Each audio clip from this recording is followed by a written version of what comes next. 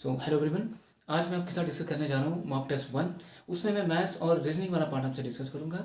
बाकी जो जो जो आपका इंग्लिश का है, रीजनिंग है, सॉरी, जो आपका जीके है, हिंदी है, इंग्लिश वाला पोर्शन जो है माय डियर, वो उसका जो उसकी जो आंसर की है वो आपको डिस्क्रिप्शन में मिल जाएगी, वहाँ से आप टैली कर लेना। राइट, मैं आज सिर्फ डिस्कस करूँगा आपके साथ मैथ्स और रीजनिंग वाला पार्ट कि आपने मैथ्स वाले क्वेश्चन कैसे करने अटेंड करना है और अपने रीजनिंग वाले पार्ट को अपने कैसे अटेंड करना है फटाफट से। राइट, तो सबसे पहला क्वेश्चन है जो रीजनिंग का जो फर्स्ट मॉक टेस्ट में है वो है आपके पास 26 से स्टार्ट होता है। तो क्वेश्चन में ये कह रहा है कि किसी परिवार में ABCDEF ये जो 6 लोग हैं, आपने जल्दी से क्वेश्चन को देखा, बोलता CF की क्या है, बहन है। तो अगर CF की बहन है, मैंने यहाँ पे एक चीज़ कही है कि ये चीज़ का ध्यान रखना आप, जो आपके मेल मेंबर्स होते हैं उनको हम लोग क्या करते हैं, मेल मेंबर को हम प्लस साइन के साथ रिप्रेजेंट करते हैं और जो फीमेल मेंबर होते हैं उनको माइनस साइन के साथ रिप्रेजेंट करते हैं। राइट, और इसमें एक चीज़ का और ध्यान रखना कि जो एल्डर होता है उसको अपर प्लेस में रखते हैं। एल्डर इन अपर प्लेस मतलब जो बड़ा होगा उसको हम क्या रखेंगे, टॉप पे रखेंगे। वो देखिए आप, तो सबसे पहले ये कह रहा है कि CF की बहन है। अगर CF की बहन हुई तो C को अगर मैं यहाँ रखता हूँ, F को अगर मैं यहाँ रख देता हूँ तो CF की बहन हो गई। या इसको ऐसे भी बना सकते हैं कि F को हम ऐसे लिख दिया तो C यहाँ आ गई आपके पास, CF की बहन होगी। उसके बाद ये कह रहा है, देखो A जो है वो E के पति का भाई है। A E के पति का क्या है, E के पति का भाई है। इस लाइन का अगर इन दोनों के साथ कोई लिंक नहीं है तो हम इसको छोड़ेंगे। यहाँ देखेंगे D A का पिता है, D जो है वो A का पिता है और F का क्या है, दादा है। मतलब D जो है A का पिता है और F का क्या है, दादा है। तो इसको देखो कैसे बनाएंगे। अगर A को मैं यहाँ रखूँ तो D मुझे यहाँ रखना पड़ेगा। ध्यान दें हम सब, D जो है वो क्या है, A का पिता है तो ये पिता का रोल कर जाएगा, और ये F का क्या है, दादा है, तो इट मीन्स कि यहाँ पे इसकी जनरेशन में ही आ जाएगा। उसके बाद कह रहे हैं A E का, देखो A जो है ना वो E के पति का भाई है। A जो है, ये जो A नाम का पर्सन है वो E के पति का भाई है। तो E अगर ये है, फीमेल है, तो इसका जो पति है वो यहाँ पे होगा, A जो है वो E के पति का भाई है और D क्या है, D का पति है। एक सेकंड के लिए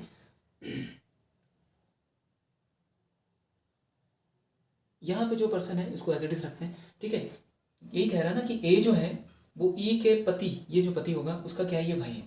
और उसके बाद देखो इसने कहा कि D जो था वो E का पिता है, तो देखो D जो है वो A का पिता है और F का दादा है, तो F का भी दादा का रोल प्ले कर गया। उसके बाद कह रहा है कि परिवार में 2 पिता हैं, तो परिवार में देखो 2 पिता कौन कौन से बन रहे हैं आपके पास। देखो एक तो आपके पास ये बन रहा है, तो एक आपके पास ये है आपके पास, और ये एक पर्सन ये भी पति का रोल प्ले करेगा। ठीक है, ये तो भाई है आपके पास ना। जब भाई का जनरेशन में काम करेगा इट मीन्स कि यहाँ पे जनरेशन ये आ जाएगी इसकी। यहाँ पे मान लीजिए जो पर्सन है वो क्या है, B है। राइट, और ये इसका भाई हो गया यहाँ से। तो अब देखो क्वेश्चन में क्या कहा इसने, ये बन चुका है सारा। एक बार जब सारा बना लें एक बार चेक भी कर लें कि देखो C जो थी वो F की बहन है।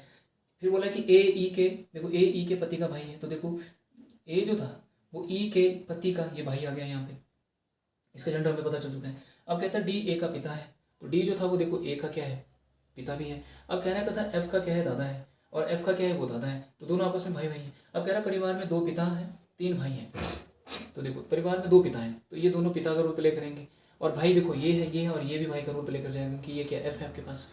उसके बाद देखो परिवार में 2 पिता हैं 3 भाई और एक क्या है, माँ है, तो माँ का रोल कौन प्ले कर रहे हैं, ये वाली कर रही है। ठीक है, ये वाली जो माँ का रोल, और ये जो क्या करेगी, ये जो पिता का रोल प्ले कर रहा है। तो पहले क्वेश्चन में क्या लिखा हुआ है, परिवार में कुल कितने पुरुष सदस्य हैं परिवार में, 26 में। तो बोला कि how many total male members in this family. तो टोटल मेल मेंबर्स कितने आपके पास, तो 1 2 और आपके पास कितने हो गए, ये 3 और कितने हो गए, ये 4। तो 26 का जो आंसर है माय डियर वो A है। तो 26 का आंसर क्या है, A आपके पास। तो how many male members are आपके पास बन गए, देखो 26 का पहला आंसर आपने लिखना है A, 4 मेंबर्स होंगे आपके पास। उसके बाद दूसरा क्वेश्चन कह रहा है F तथा E में क्या संबंध है। देखो ये आपके पास F है तथा E में क्या संबंध है, F E से किस प्रकार संबंधित है, तो F का रिलेशन आपने E के साथ बताना है। तो देखो यहाँ पे ऑप्शन में लेके चले जाए आप, तो F देखो पहला ही ऑप्शन है कि F का रिलेशन E के साथ क्या है, तो F क्या है, E का बेटा लग रहा है। अगर E का रिलेशन F के साथ क्या है तो E क्या है, माता है। तो जो 27 क्वेश्चन आपके पास उसमें आपने आंसर करना है A। 27 भी आपके पास क्या है, A हो जाएगा आपके पास। ठीक है, उसके बाद उसके नेक्स्ट में कह रहा है निम्नलिखित में से कौन सा समूह भाइयों का है। मतलब इनमें से आपने बताना है कि कौन सा जो है वो ब्रदर को रिप्रेजेंट कर रहा है। तो कौन सा समूह जो ब्रदर को रिप्रेजेंट कर रहा है वो देखो आप ऑप्शन से चलेंगे। पहले ऑप्शन में कह रहा है कि A B C बता रहा है, तो A B ये तो होगा नहीं आपके पास। उसके A B F बता रहा है, A B F ये बता रहा है आपके पास, जो दूसरा ऑप्शन है आपके पास। ठीक है, ये 28वें क्वेश्चन की बात हो रही है। उसके बाद आपके पास आ रहा है B D F। तो देखो ये आपके पास B है, ये D है और ये क्या है, F है आपके पास। जो सिर्फ भाई का रोल प्ले कर रहे हैं, देखो ये दो भाई हैं और ये के भाई है ना, ये इसका भाई और ये दोनों भाई भाई आपस में, तो 1 2 3, तो ए बी एफ, तो ए बी एफ आपको जहाँ पे नजर आएगा तो 28 का आंसर माय डियर आपके पास क्या है, बी है। 28 क्या है आपके पास, बी आंसर हो जाएगा माय डियर इसका आपके पास। तो इसको आप थोड़ा सा देख लें अच्छे से। अब देखो क्वेश्चन नंबर 29 का आपके पास क्या होगा, 29 आपके पास है यहाँ पे ई का पति कौन है, तो देखो ई जो है इसका पति कौन है, बी है, तो 29 में जब आप जाएंगे बी है तो आपका आंसर क्या है यहाँ पे ए आ जाएगा आपके पास। अब 30 आपके पास है यहाँ पे, 30 का आंसर हम बताएंगे।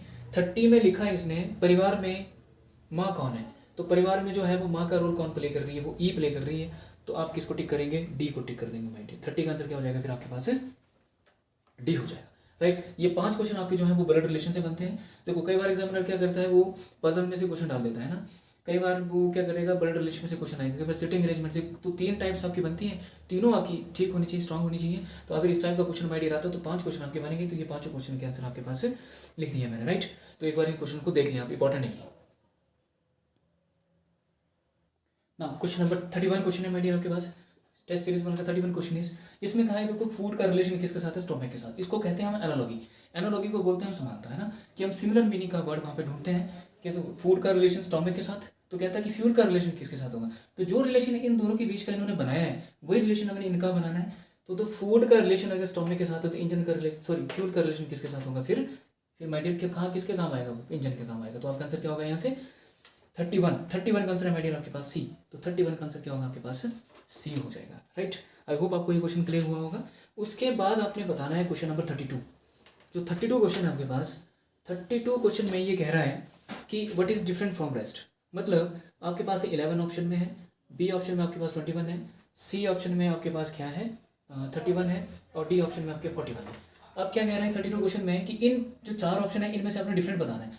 एनालॉगी मैंने आपको डिस्कस करवाई थी, एनालॉगी जब भी आप करेंगे तो सबसे पहले आपने देखना है कि जब भी न्यूमेरिकल्स कोई भी चीज़ आती है तो आपने देखना वहाँ पे फर्स्ट प्रायोरिटी जो होती है आपके प्राइम नंबर्स को दी जाती है, अभाज्य संख्या को दी जाती है। प्राइम नंबर्स के बाद फिर आपके चलते हैं स्क्वायर, फिर चलते हैं क्यूब, उसके बाद है ना ये सब चलते हैं। तो देखो यहाँ से सबसे पहले देखो कि यहाँ पे रिलेशन क्या, प्राइम नंबर का रिलेशन तो नहीं बन पा रहा, तो देखो 11 है, यहाँ पे 31 है, वहाँ पे 41 है, all these numbers are prime number. इनमें से एक नंबर ऐसा है जो 21 में प्राइम नंबर में नहीं आता, तो आपका डिफरेंट कौन सा हो गया 32 आपका डिफरेंट हो गया। इट मीन्स कि आपका आंसर क्या है 32 का क्या होगा आपके पास आंसर बी हो जाएगा माय डियर। उसके बाद जो 33 क्वेश्चन है आपके पास, इसमें क्वेश्चन आता है आपके पास जैसे डैश ए सी सी ए, डैश सी सी सी ए, डैश ए सी सी सी डैश, उसके बाद है डबल ए आर। ये बताया, ये लेटर मिसिंग लेटर सीरीज का क्वेश्चन है, इंपॉर्टेंट है। जब भी इन क्वेश्चंस को हम लोग करते हैं तो सबसे पहले हम काम क्या करते हैं, टोटल लेटर्स को काउंट कर लेते हैं कितने हैं। तो जैसे 1 2 3 4 5 6 7 8 9 10 11 12 13 14 15 16 17 18 19 है ना। जैसे आपके पास है ना डैश, फिर है आपके पास ए डबल सी ए, फिर डैश है, फिर ट्रिपल सी ए है, फिर डैश है आपके पास, फिर ए है, फिर डबल सी, यहाँ पे एक और होगा my dear double C, last में ट्रिपल सी। तो इनको करने के लिए माय डियर जब भी आप काउंट करेंगे टोटल 20 लेटर हैं। इन 20 को जब आप फैक्टर करेंगे तो 4 और 5 के यहाँ बनाएंगे, 4 के बनाएंगे तो 5 ग्रुप बनेंगे, और 5 के बनाएंगे तो 4 ग्रुप बनेंगे। तो इस तरह से बनाने के देखना। और यहाँ पे जो ये क्वेश्चन पड़ा हुआ है इसमें क्या है, ये जो सीरीज बन रही है ये बन रही है आपके पास देखो 1 1 की, उसके बाद बनेगी 2 2 की, उसके बाद बनेगी 3 3 की, उसके बाद बनेगी 4 4 की। मतलब क्या हुआ कि देखो यहाँ पे क्या है आपके पास ए, यहाँ पे कुछ नहीं, ये सिंगल ए है ना, ये सिंगल ए पड़ा है आपके पास। तो देखो सिंगल ए है आपके पास यहाँ पे, तो यहाँ पे मैं इसका बना सकता हूँ कि सिंगल ए। फिर देखो ये डबल ए बनेगा आपके पास है। इस क्वेश्चन को जब भी हम करेंगे तो ये सब चीज़ें हम लोग थोड़ा सा माइंड में रखेंगे कि इनको किस तरह से हम लोगों ने करना है। तो जब आप इसके फैक्टराइजेशन करते हैं तो आप देखो अगर आप यहाँ पे सी रखेंगे तो देखो यहाँ बने देखो सी ए, देखो सिंगल ए, फिर डबल सी, फिर देखो ये बना डबल सी ए, उसके बाद देखो ट्रिपल सी, तो यहाँ पे एक और मैं लगा देता हूँ तो ट्रिपल ए बन गया। फिर देखो यहाँ से 4 बार सी, तो यहाँ पे 4 बार ए बन गया। तो एक तो तरीका आपके पास क्या है कि 4 और 5, 5 और 4 बना के आप पेयर ही बना के करना। दूसरा आपने देख लेना कि कहीं यहाँ पे 1 1 2 2 3 3 का पेयर तो नहीं बन रहा। तो यहाँ से जब आप उठाएंगे सी ए, फिर आपके पास ए है, फिर आपके पास ए है, इस तरह से जब आप करेंगे तो my dear C triple A जो है आपके पास बी है, तो 33 का आंसर क्या होगा आपके पास बी हो जाएगा माय डियर। आई होप आपको ये चीज़ क्लियर हुई, दिस वेरी इंपॉर्टेंट है, इसको एक बार आप देख लें। नाउ क्वेश्चन नंबर 34 है माय डियर आपके पास। इसमें कहा कि आपने मीनिंगफुल वर्ड बनाने हैं ACER के। जो 34 क्वेश्चन है आपके पास जो आपके मॉक टेस्ट में अवेलेबल होगा, उसमें लिखा कि how many meaningful words that can be found letters ACER। ये जो ACR आपके पास जो वर्ड दे रखा है एक ना, इसमें से हम ये जो लेटर्स हैं आपके पास हैं, इनमें से कितने मीनिंगफुल वर्ड हम बना सकते हैं। तो आप देखें सबसे पहले एक को आप अलग अलग करके देखो, तो एक बनेगा CARE, केयर बनेगा आपके पास CARE केयर। उसके बाद बन रहा है आपके पास RACE रेस। उसके बाद माय डियर आपके पास बन रहा है ACRE। तो हाउ मेनी मीनिंगफुल वर्ड बने, एक बना केयर, रेस और ACRE रेस। तो माय डियर कितने बने आपके पास, ये 3 मीनिंगफुल वर्ड बने। तो 34 का जो आपके पास आंसर होगा वो होगा माय डियर C। 34 का आंसर क्या आपके पास C, कि कितने मीनिंगफुल वर्ड इसके बनाए आप लोगों ने, 3 माय डियर इसके आपके पास मीनिंगफुल वर्ड बन चुके हैं। उसके बाद जो क्वेश्चन आपके पास आता है 35th क्वेश्चन जो है, इसमें ये कहा इसने कि इन ए सर्टेन कोड लैंग्वेज में कि लेटेस्ट है आपके पास, इसका कोड क्या है आपके पास, लेटेस्ट को बोल दिया इसने IDQHP और W, ये कहती है। तो कहता कि पेपर की कोडिंग क्या होगी, पेपर की कोडिंग क्या होगी। तो ये जब भी क्वेश्चन आपके पास ये कोडिंग डिकोडिंग का इंपॉर्टेंट चैप्टर है, ये क्वेश्चन जब भी हम करेंगे हम डायरेक्ट इनको कोड कर लेंगे। आपको दिख रहा है कि L की कोडिंग कितनी होती है, देखो 12, ठीक है। A की कोडिंग कितनी होती है 1, फिर ये देखो T की होती है 20, E की होती है 5, S की होती है 19 और फिर T की 20 होती है आपके पास। ये लिख दिया मैंने, इन सब के कोड लिख दिए। इसके सामने कोड ये थे आपके पास पड़े हुए, देखो 9, 4, 17, 8, 16 और 23, ये कोड है इसके। आपने इनको लिखना नहीं है, सिर्फ इनके कोड को रखना है याद। अब देखो पहला क्या है आपके पास 12, और पहला लेटर हमेशा क्या होता है कि पहले लेटर के साथ पहले का रिलेशन, दूसरे के साथ दूसरा, तीसरे के साथ तीसरा, चौथे के साथ चौथा होता है समटाइम। कई बार क्या होता है फर्स्ट आखिरी, ये फर्स्ट के साथ हम आखिर ले लेते हैं, फिर सेकंड लास्ट के साथ सेकंड वन हो जाएगा, राइट। समटाइम क्या होता है इन दोनों का रिलेशन इन दोनों के रिलेशन के बराबर, इन दोनों का इन दोनों के बराबर। तो हर तरह से अपने दिमाग को लगाना है वहाँ पे कि एग्जामिनर ने यहाँ पे क्या सोच बनाई है। तो सबसे पहला काम आप लोगों का है कि आपने सबको क्या करना, कोड कर देना। तो देखो ये फर्स्ट लेटर के साथ जब फर्स्ट लेटर का कम्बिनेशन करेंगे तो देखो -3, उसके बाद देखो जब आप आएंगे 1 के साथ 4 करेंगे तो +3, फिर ये 20 है और ये कितना 17 है तो -3, ये देखो ये 5 है, ये 8 है तो ये +3, फिर 19 के साथ ये देखो 16 चला जा रहा है तो -3, और 20 के साथ ये 23 आ रहा है तो कितना आ रहा है +3। तो रिलेशन क्या बना, देखो पहले बना -3, तो रिलेशन बन रहा है -3 +3 -3 +3 -3 ये चीज़ हमने बनानी है। तो हम यहाँ पे डायरेक्टली कर लेते हैं, देखो 16, A की कोडिंग 1, फिर 16, ये 5, ये 18 और ये 19। तो पहले आप देखो 3 माइनस करिए, 16 में 3 माइनस करेंगे रह जाएंगे 13, 1 में 3 प्लस करो 4 हो जाएगा, 16 में 3 माइनस करो फिर 13, 5 में फिर 3 प्लस कर दो 8 बन जाएगा। फिर देखो पहले माइनस प्लस, फिर माइनस फिर प्लस, फिर माइनस करेंगे तो रह जाएगा 15, फिर 19 में आप 3 ऐड कर दो, 19 और 3 होते हैं 20, 21, 22, तो यहाँ पे 22 हो जाएगा आपके पास, राइट। अब इसके कोड हम ढूंढते हैं, तो M कोड L13 की कोडिंग होती है M, ये बना D, ये बनेगा आपके पास M, ये बनेगा H, O होता है O और B होता है ये वाला। तो इसके अकॉर्डिंग आप देखेंगे जब ऑप्शन में आप चलेंगे तो आपके पास MDHOB माय डियर आपके पास है थर्ड ऑप्शन। तो 35 का जो आंसर है वो आपके पास क्या होगा, C हो जाएगा, ठीक है। इस क्वेश्चन C 35 का C आंसर। इसको जब भी इन क्वेश्चन जब भी आप करेंगे तो इसको आप अल्फाबेट को लिखने की बजाय आप लोग डायरेक्ट कोड लिखें, वहाँ पे कोड को याद कर लें, और कोड को जब याद करेंगे तो यहाँ का टाइम बचेगा आपका, कि ये जो लिखने में जितना टाइम आपका लगेगा उतने में कोड लिख के आप आंसर को बाहर निकाल देंगे, राइट। आई होप आपको ये चीज़ क्लियर हुई। तो इसको एक बार क्वेश्चन को देख लें आप, 35 क्वेश्चन आपका क्लियर हो चुका है। उसके बाद आपका आता है माय डियर 36 क्वेश्चन। तो 36 क्वेश्चन में ये कह रहा है कि रेल की RAIL रेल की कोडिंग है आपके पास 5796, ये रेल की कोडिंग है। और कह रहा है टेप TAPE, टेप की कोडिंग आपके पास है 3748, ये टेप की कोडिंग है आपके पास। तो कह रहा है पेयर की कोडिंग बताओ क्या होगी, पेयर की कोडिंग क्या होगी मैंने, ठीक। जब भी ऐसा क्वेश्चन आपके पास आता है तो सबसे पहला काम होता है कि आप देखो कि R की जो कोडिंग है इसने ऑर्डर में की कि रिवर्स में की है। तो देखो R की कोडिंग जो है आप ऑर्डर में चलते हैं तो R की कोडिंग होती है 18, ठीक है, और उल्टा आते हैं तो R की कोडिंग कितनी होती है 9 हो जाती है आपके पास। ना तो ये उल्टी है ना सीधी है। तो आपने एक काम करना, जब भी ऐसी चीज़ आपके पास बनती है, ना ऑर्डर में बनती है ना रिवर्स में बनती है, तो इसको बोलते हैं फिर हम डायरेक्ट कोडिंग। ये चीज़ है डायरेक्ट कोडिंग का मतलब क्या है। फिर देखो आप P, तो P की कोडिंग क्या है, यहाँ से उठाइए, देखो P कितना आपके पास 4, फिर A की कोडिंग कितनी यहाँ से 7, I की कोडिंग कितनी यहाँ से देखो I की कोडिंग आपके पास 9, और R की कोडिंग कितनी आपके पास 5। ये आपके पास डायरेक्ट कोडिंग होती है। जो डायरेक्ट रिलेशन आपके पास दे रखे हैं आपने वो उठाना, तो 4795, तो 4795 जब आप करेंगे तो 36 का आंसर क्या आपके पास A आ जाएगा। 36 आंसर कितना है A। आई होप आपको चीज़ क्लियर हुई। उसके बाद जो आपके पास नेक्स्ट क्वेश्चन आता है वो है माय डियर 37 क्वेश्चन आपका क्या कहता है, वो कहता है कि A is 40 metre south west of B। देखो जब भी आप ये क्वेश्चन करते हैं तो आपको पता है कि डायरेक्शंस में थोड़ा सा ध्यान रखें, सेंटर पॉइंट में आप खुद को मार के चलना। जब भी कोई क्वेश्चन आपको डायरेक्शन का आएगा, सेंटर पॉइंट में आपने खुद को विजुलाइज करना कि आप सेंटर से चलना शुरू कर रहे हैं।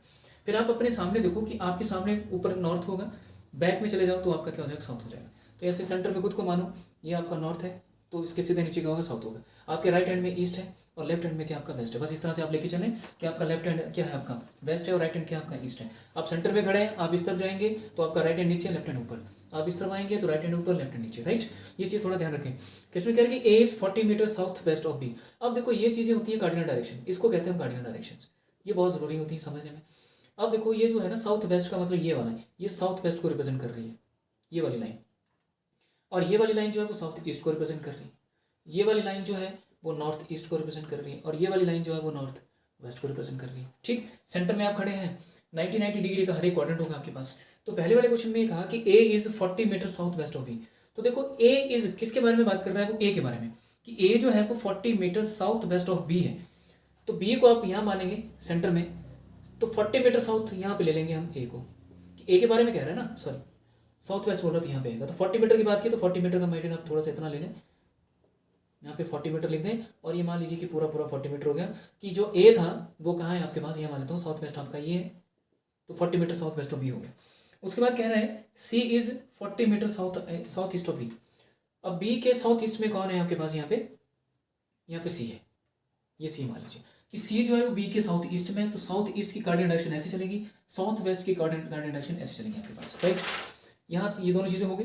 उसके बाद क्वेश्चन में गाइस ने then C is in which direction with respect to A. अब कह रहा है कि जो सी है वो ए के किस रिस्पेक्ट में जाके बैठा है। तो जब सी के बारे में पूछ रहा है तो सी जो है वो ए के किस रिस्पेक्ट में बैठा है। तो देखो ए से किस रिस्पेक्ट में, वो इस तरफ है, किस तरफ, पूरब की तरफ। जब पूरब की तरफ है तो आपका आंसर क्या हो जाएगा, 37 का ए हो जाएगा बेटे। 37 का आंसर क्या हो जाएगा, ए।